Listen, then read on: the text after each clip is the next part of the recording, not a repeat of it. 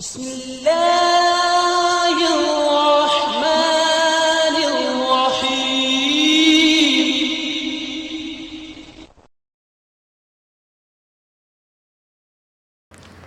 سورة الحجر. سورہ حجر مکی صورت ہے، مکہ مکرمہ میں نازل ہوئی ہے، 99 آیات ہیں اور 6 رکوع ہیں۔ ابتدائی صورتوں سے ہے۔ ان کی نشانی یہ ہوتی ہے کہ آیات چھوٹی چھوٹی ہوتی ہیں۔ ابتدائی جو صورتیں نازل ہوئیں، آخر میں پھر مدنی صورتوں میں لمبی لمبی آیات آتی ہیں۔ اس سے قبل بھی کافی صورتیں انہی حروف مقطعات کے ساتھ شروع ہوئیں، الف لام را۔ اس سورہ مبارک کا جو مرکزی عنوان ہے، مضمون، 2 چیزوں پر مشتمل ہے۔ ایک تو نبی اکرم صلی اللہ علیہ وسلم کو تسلی اور آپ کے دل مبارک کو تقویت دینا کہ لوگ جو آپ کو اذیت پہنچا رہے ہیں، آپ حوصلہ رکھیں اور دعوت کا کام جاری رکھیں۔ دوسرا حصہ اس سورہ مبارک کا وہ کفار کے متعلق ہے۔ ان کو زجر و توبیخ ہے کہ وہ تکذیب اور استہزاء سے باز آ جائیں، ورنہ ان پر بھی اسی طرح اللہ رب العزت کی پکڑ نازل ہوگی جس طرح پہلے مکذبین پر نازل ہوئی ہے۔ بسم اللہ الرحمن الرحیم، الف لام را، تلک آیات الکتاب وقرآن مبین، ربما يود الذين كفروا لو كانوا مسلمين، ذرهم يأكلوا ويتمتعوا ويلههم الأمل فسوف يعلمون، وما أهلكنا من قرية إلا ولها كتاب معلوم، ما تسبق من أمة أجلها وما يستأخرون، وقالوا يا أيها الذي نزل عليه الذكر إنك لمجنون، لو ما تأتينا بالملائكة إن كنت من الصادقين، ما ننزل الملائكة إلا بالحق وما كانوا إذا منذرين، إنا نحن نزلنا الذكر وإنا له لحافظون، ولقد أرسلنا من قبلك في شيع الأولين، وما يأتيهم من رسول إلا كانوا به يستهزئون، كذلك نسلكه في قلوب المجرمين، لا يؤمنون به وقد خلت سنة الأولين، ولو فتحنا عليهم بابا من السماء فظلوا فيه يعرجون، لقالوا إنما سكرت أبصارنا بل نحن قوم مسحورون۔ الف لام را حروف مقطعات سے تلک آیات الکتاب و قرآن مبین، یہ آیتیں ہیں کتاب کی اور اس قرآن کی جو واضح روشن ہے۔ اللہ تعالیٰ نے ایسی تقسیم رکھی ہے صورتوں میں، آیات میں، اور پھر اس کے بعد جو پاروں کی تقسیم کی گئی ہے۔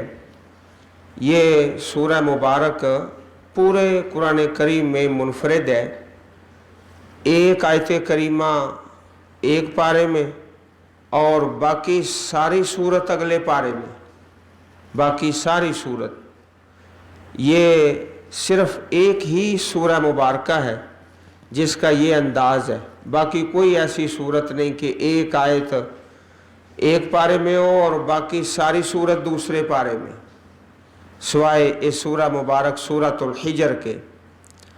ربما، بسا اوقات، بہت بار، یود الذین کفروا، چاہیں گے، تمنا کریں گے وہ لوگ جنہوں نے کفر کیا، لو کانوا مسلمین، کاش وہ ہوتے مسلم فرما بردار۔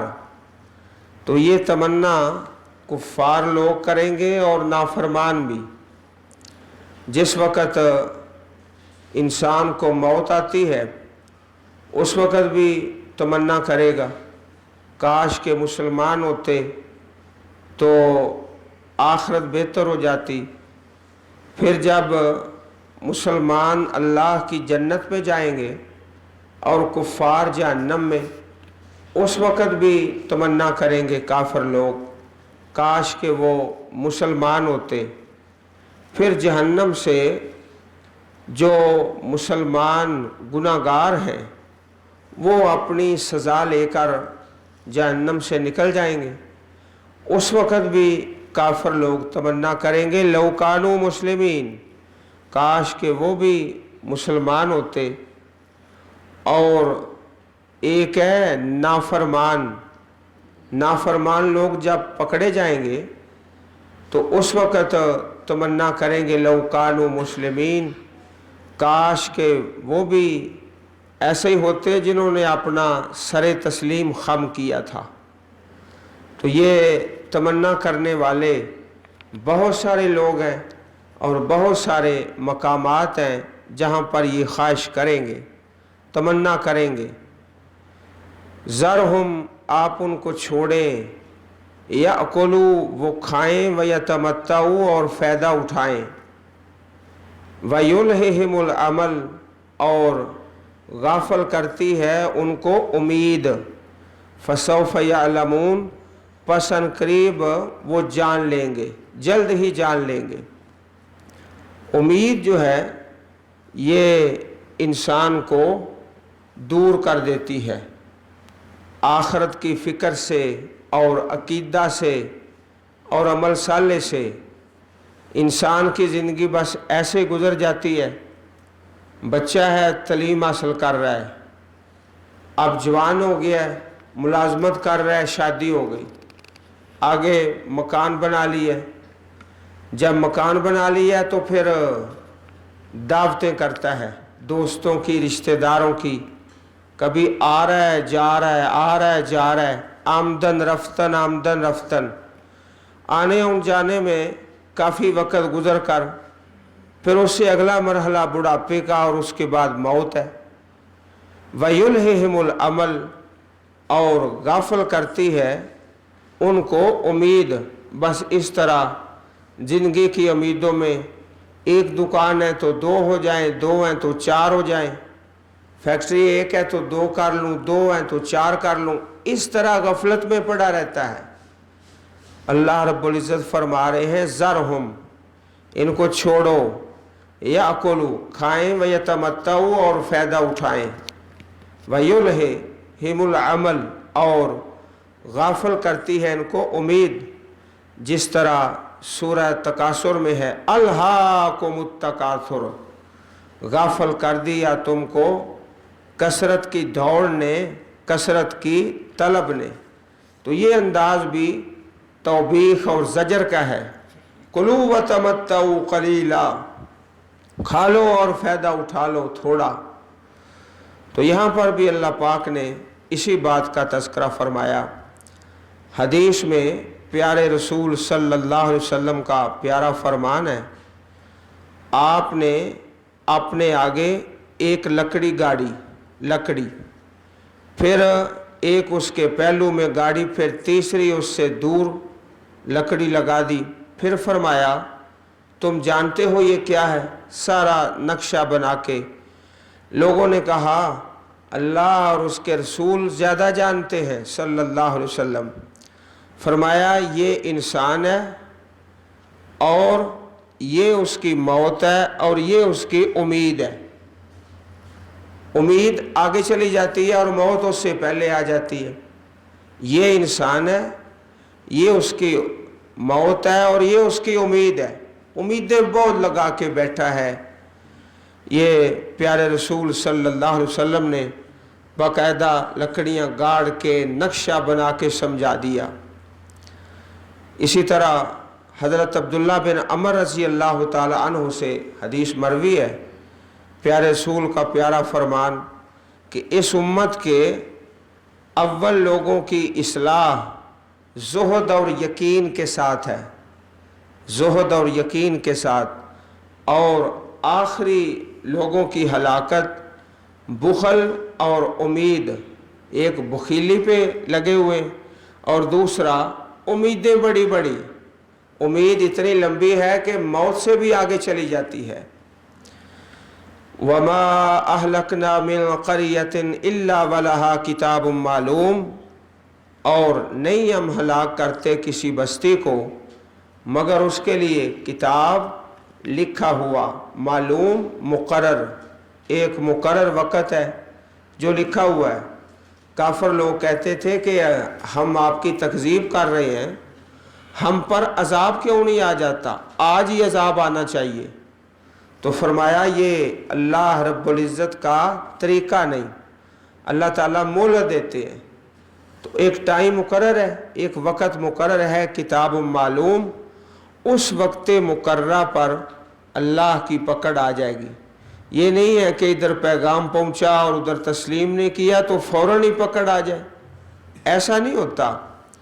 الا ولہا کتاب معلوم ما تسبق من امت اجلہا، نہیں آگے بڑھتی کوئی امت، کوئی جماعت اپنے مقررہ وقت سے، وما یستاخرون، اور نہ وہ پیچھے ہٹتے ہیں، وقت مقررہ پر اللہ تعالیٰ کا فیصلہ آ جاتا ہے۔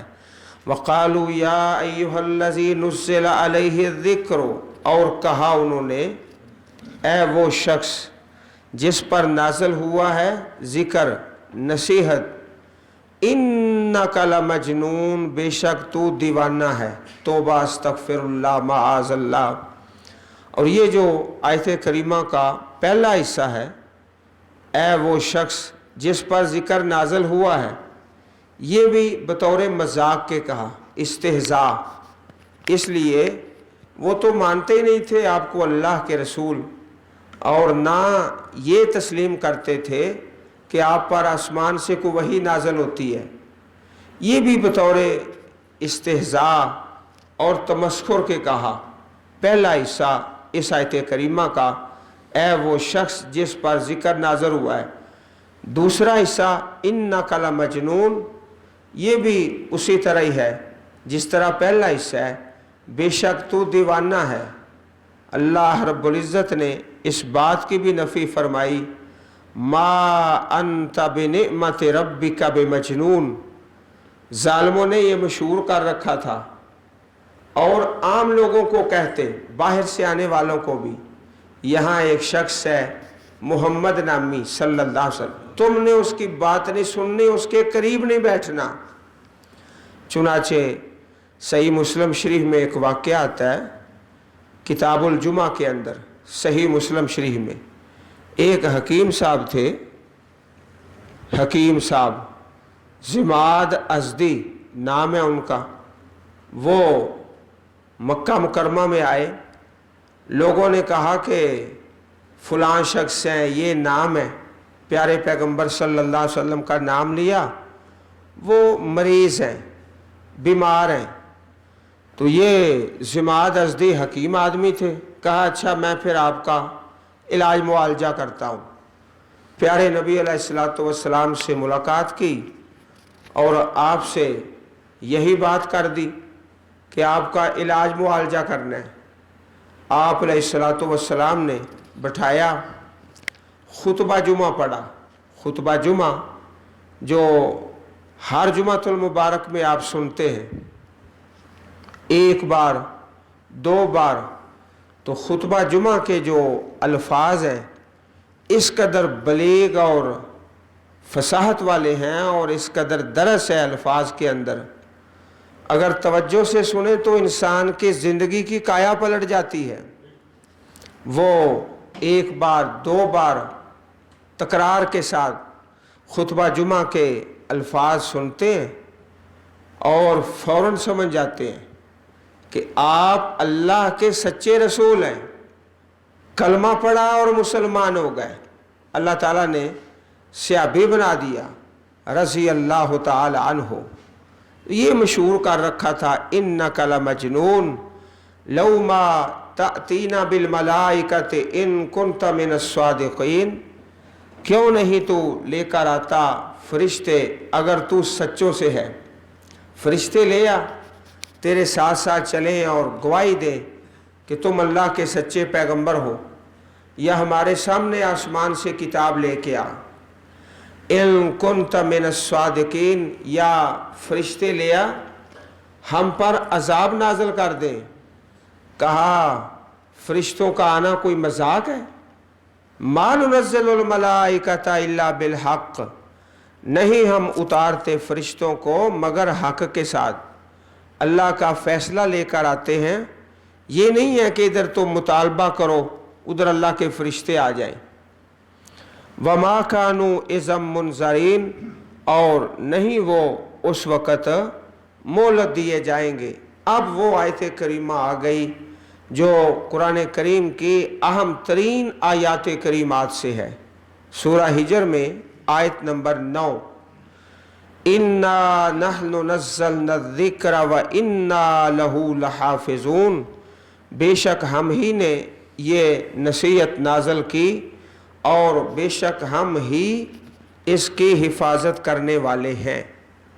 حفاظت بھی اللہ کے ذمے ہے، نازل بھی اللہ پاک نے فرمایا ہے۔ یہاں پر بڑا ہی خوبصورت لفظ آیا ہے الذکر، نصیحت۔ اب جو لوگ منکرین حدیث ہیں، حدیث کا انکار کرتے ہیں، وہ کہتے ہیں قرآن پاک کی حفاظت کا ذمہ اللہ نے لیا ہے، حدیث کی حفاظت کا ذمہ اللہ پاک نے نہیں لیا۔ یہ منکرین حدیث کہہ دیتے ہیں۔ اللہ پاک بھی چونکہ رب ہے تو اس قسم کی آیت نازل نہیں فرمائی کہ انا نحن نزلنا القرآن وانا لہ لحافظون۔ یہ آیت نہیں ہے کہ ہم نے قرآن پاک کو اتارا ہے اور ہم ہی اس کے محافظ ہیں۔ آیت کیا اتاری؟ الذکر، نصیحت۔ نصیحت کیا ہے؟ دو چیزیں، قرآن بھی نصیحت ہے، حدیث بھی نصیحت ہے۔ اللہ تعالیٰ نے قرآن پاک بھی اتارا اور حدیث بھی اللہ نے اتاری اور دونوں کی حفاظت فرمائی۔ چنانچہ عام لوگوں کو اس بات کا فہم نہیں ہوتا، تو جو انکار حدیث کا فتنہ ہے وہ آگے سے آگے چلانے کی کوشش کرتے ہیں کہ جی قرآن پاک کی حفاظت کا ذمہ تو اللہ نے لیا ہے۔ عزیز بھائیو، اس آیت کریمہ کو پوری توجہ سے سمجھنے کی کوشش کیجئے۔ الذکر، نصیحت، اس میں دو چیزیں ہیں۔ یہ نہیں فرمایا القرآن، اللہ تعالیٰ نے قرآن کریم کی بھی حفاظت کی اور حدیث کی بھی حفاظت کی۔ قرآن پاک کی حفاظت دو طریقوں سے، ایک حفظ کے ساتھ اور ایک کتابت کے ساتھ۔ پیارے رسول صلی اللہ علیہ وسلم سب سے پہلے قرآن پاک کے حافظ تھے اور اس کے بعد پھر صحابہ کرام۔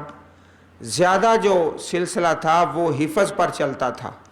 حفظ کے ذریعے اللہ کی کتاب کی حفاظت اللہ تعالیٰ نے یہ نظام قائم کیا۔ پھر اس کے بعد کتابت کا اور لکھنے کا، چنانچہ حدیث کے بڑے ہی دو پیارے سچے اور سچے موتی، صحیح البخاری کتاب التفسیر باب جمع القرآن، اس باب میں دو حدیثیں جس میں قرآن کریم کی کتابت کا تذکرہ ہے، حفاظت اللہ پاک نے کس طرح اور کیسے انداز سے کی۔ حضرت زید بن ثابت رضی اللہ تعالی عنہ فرماتے ہیں، حدیث پاک میں آتا ہے کہ ایک دن مجھے حضرت ابو بکر نے بلایا رضی اللہ تعالی عنہ، حضرت عمر بھی آپ کے پاس ہی تشریف فرما تھے، دونوں صاحبین مجھے بلایا اور حکم دیا، اے زید اللہ کی کتاب کو جمع کرو، قرآن کریم کے مختلف حصے جو لوگوں کے سینوں میں ہیں یا کاغذ پر لکھے ہوئے، پتھر پر لکھے ہوئے، لکڑی پر لکھے ہوئے مختلف حصے اور صورتیں، ان تمام کو ایک جگہ پر جمع کر دو۔ حضرت زید بن ثابت رضی اللہ تعالی عنہ جب مجلس میں پہنچے تو اس سے پہلے بھی حضرت ابو بکر اور حضرت عمر رضی اللہ تعالی عنہ کی آپس میں اسی موضوع پر گفتگو ہو چکی تھی۔ گفتگو کیا ہوئی کہ ایک جنگ ہوئی جس کا نام جنگ یمامہ، مسلمہ کذاب جو نبوت کا دعوے دار تھا، اس جنگ میں جتنے صحابہ کرام شہید ہوئے، صحابہ کی تاریخ میں کبھی اتنی شہادتیں نہیں ہوئی۔ تو حضرت عمر رضی اللہ تعالی عنہ نے توجہ دلائی جناب ابو بکر صدیق رضی اللہ عنہ کو کہ اگر اس طرح صحابہ کرام شہید ہوتے رہے تو خطرہ ہے کہ قرآن پاک کی کوئی صورتیں یا آیتیں ہم سے گم نہ ہو جائیں، رہ نہ جائیں، چنانچہ ایک کتابی شکل میں قرآن پاک کو جمع کیا جائے۔ حضرت ابو بکر کہنے لگے، اے عمر میں ایسا کام کس طرح کروں جو اللہ کے نبی نے نہیں کیا؟ حضرت عمر نے تکرار کیا کہ یہ خیر والا کام ہے، اللہ کی حفاظت والا کام ہے۔ تکرار ہوتا رہا، اللہ پاک نے جناب ابو بکر رضی اللہ عنہ کا سینہ کھول دیا اور حضرت زید بن ثابت کو بلایا گیا، وہ بھی تکرار کرنے لگے کہ یہ کام میں کیسے کروں جو اللہ کے پاک پیغمبر نے نہیں کیا صلی اللہ علیہ وسلم۔ تکرار چلتا رہا اور اسی آیت کریمہ کے مطابق انا نحن نزلنا الذکر و انا لہ لحافظون، حضرت زید بن ثابت رضی اللہ تعالیٰ عنہ کی ڈیوٹی لگ گئی۔ آپ نے پھر سارا قرآن کریم ایک کتابی شکل میں جمع فرما دیا۔ صحیح بخاری کتاب التفسیر باب جمع القرآن، حضرت زید بن ثابت۔ عزیز بھائیو، جامع القرآن دو صحابہ کو کہا جاتا ہے، ایک حضرت ابو بکر صدیق رضی اللہ عنہ، آپ نے بھی قرآن پاک جمع کیا، آپ کے پاس رہا، پھر آپ کے بعد حضرت عمر کے پاس، حضرت عمر رضی اللہ عنہ کی شہادت کے بعد وہی نسخہ حضرت حفظہ رضی اللہ تعالی عنہ کے پاس رہا، سیدہ حفظہ رضی اللہ تعالی عنہ۔ پھر اس کے بعد اگلا مرحلہ چلتا ہے، قرآن پاک جب نازل ہوا تو مختلف قبائل اور مختلف علاقے، جس طرح آپ جانتے ہیں کہ پنجابی زبان ہے نا، ایک شہر میں اور ہے، دوسرے شہر میں اور ہے پنجابی، اس طرح عربی زبان کے مختلف لہجے تھے اور اپنے اپنے لہجے میں انزل القرآن ولا سبت احرف، تلاوت کرنے اور پڑھنے کی اجازت اور رخصت تھی۔ جب اسلام پھیلنا اور مسلمانوں کے علاقے بڑھنے شروع ہوئے تو حضرت عثمان غنی رضی اللہ تعالی عنہ، آپ کے سامنے یہ مسئلہ آیا کہ مسلمانوں کو ایک قرات پر جمع کر دیا جائے، ایک لہجے پر۔ چنانچہ حضرت عثمان غنی جامع القرآن ہے، کس طرح کہ آپ نے وہ نسخہ جو سیدہ حفصہ کے پاس تھا رضی اللہ تعالی عنہ، اس کو منگوایا، اس کی نقلیں تیار کروائیں اور تمام شہروں کے مرکزی مقامات میں وہ نقل روانہ کر دی اور پوری امت کو ایک کتاب پر جمع کر دیا۔ حضرت ابو بکر رضی اللہ عنہ جامع القرآن ہے کہ قرآن پاک کا کوئی حصہ رہ نہ جائے۔ جناب عثمان رضی اللہ عنہ آپ جامع القرآن ہے کہ مسلمانوں کو ایک لہجہ پر اکٹھا کر دیا جائے۔ یہ دونوں حدیثیں صحیح بخاری شریف کتاب تفسیر باب جمع القرآن ایک ہی مقام پر موجود ہیں۔ اللہ تعالیٰ نے اس طرح حفاظت فرمائی۔ حدیث کی حفاظت اللہ پاک نے کی کس طرح کہ 1,00,000 سے زیادہ راوی جو احادیث کو بیان کرنے والے ہیں، ان کی سیرت، ان کے حالات، تاریخ پیدائش، تاریخ وفات، صادق تھے، امین تھے، کہتے کیا تھے، کرتے کیا تھے، کس طرح حدیث حفظ کرتے تھے، کس طرح سنتے اور سناتے تھے، اتنے لوگوں کو اللہ پاک نے کھڑا کر دیا اور پیارے رسول صلی اللہ علیہ وسلم کی پوری زندگی حیاتی مبارکہ، ایک ایک آپ کا قول، آپ کا فعل اس طرح اللہ تعالیٰ نے محفوظ فرمایا حدیث کی شکل میں کہ حضرت آدم علیہ السلام سے لے کر تا قیامت کسی انسان کو نہ یہ شرف حاصل ہوا ہے اور نہ ہوگا، نہ ہوا ہے نہ ہوگا۔ جو لوگ حدیث پڑھتے ہیں اور پڑھاتے ہیں، جن کو شغف ہے حدیث کے ساتھ، وہ جانتے ہیں کہ اللہ رب العزت نے جس طرح قرآن پاک کی حفاظت کا ذمہ لیا، اس طرح حدیث کی حفاظت کا ذمہ لیا۔ چنانچہ پیارے رسول علیہ السلام کے پیارے فرامین، ایک فرمان بھی ایسا نہیں جو تا قیامت امت سے ضائع ہو جائے۔ اللہ پاک نے بڑا ہی خوبصورت لفظ استعمال فرمایا، اِنَّا نَحْنُ نَزَّلْنَا الذِّكْرَ وَإِنَّا لَهُ لَحَافِظُونَ۔ ذکر اور نصیحت یہ نہیں فرمایا کہ اِنَّا نَحْنُ نَزَّلْنَا الْقُرْآنَ۔ قرآن پاک بھی اللہ کی حفاظت میں اور حدیث بھی اللہ کی حفاظت میں، اور محبت سے سنتے جائیے۔ جس طرح قرآن پاک کے حافظ آج دنیا میں موجود ہیں، حدیث کے حافظ بھی موجود ہیں۔ صحیح بخاری کے حافظ، صحیح مسلم شریف کے حافظ، سیاستہ کے حافظ آج بھی موجود ہیں۔ اللہ نے حفاظت کا ذمہ لیا ہے۔ وَلَقَدْ أَرْسَلْنَا مِن قَبْلِكَ فِي شِيَعِ الْأَوَّلِينَ، اور بے شک ہم نے بھیجے آپ سے پہلے بھی رسول پہلے گروہوں میں، شیع الگروہ۔ وَمَا يَأْتِيهِم مِّن رَّسُولٍ، نہیں آتا ان کے پاس کوئی رسول، إِلَّا كَانُوا بِهِ يَسْتَهْزِئُونَ، مگر وہ اس کو مذاق کرتے۔ كَذَلِكَ نَسْلُكُهُ فِي قُلُوبِ الْمُجْرِمِينَ، اسی طرح ہم داخل کرتے ہیں اس حق کو فی قلوب المجرمین، مجرم لوگوں کے دلوں میں حق داخل ہو جاتا ہے لیکن وہ جان بوجھ کر انکار کر دیتے ہیں۔ لا یؤمنون بہ، ایمان نہیں لاتے اس کے ساتھ۔ وقد خلت سنت الاولین، اور تحقیق گزر چکا پہلے لوگوں کا طریقہ کہ جب تکذیب کرتے ہیں تو اللہ کی پکڑ آ جاتی ہے۔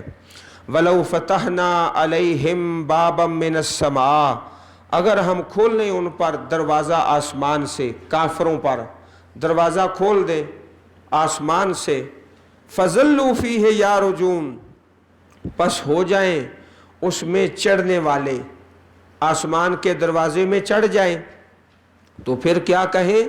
لَقَالُوا إِنَّمَا سُكِّرَتْ أَبْصَارُنَا، تو کہیں بند کر دی گئی ہیں ہماری آنکھیں، ہماری نظر بندی کر دی گئی ہے، یہ نظروں کا ہیر پھیر ہے۔ بل نحن قوم مسحورون، بلکہ ہم ایسی قوم ہیں جن پر جادو کر دیا گیا ہے۔ اگر ان کی مرضی کے مطابق آسمان سے کوئی دروازہ کھول دیا جائے اور چڑھیں اور خود دیکھ لیں اللہ پاک کے نظام کو، تو پھر کہیں گے یہ نظر کا دھوکہ ہے، ہمیں جادو کیا گیا ہے۔ سکرت ابصارنا، ہماری نظر بندی کر دی گئی ہے، اور یہ حقیقت نہیں ہے جو ہمیں آسمان کے دروازوں پر چڑھا دیا گیا ہے۔ اللہ احکم الحاکمین سے دعا ہے رب کائنات ہم سب کو اپنی پر رحمت کتاب پڑھنے اور سمجھنے اور اس پر عمل کرنے کی توفیق عطا فرمائے، آمین۔ وآخر دعوانا ان الحمد للہ رب العالمین۔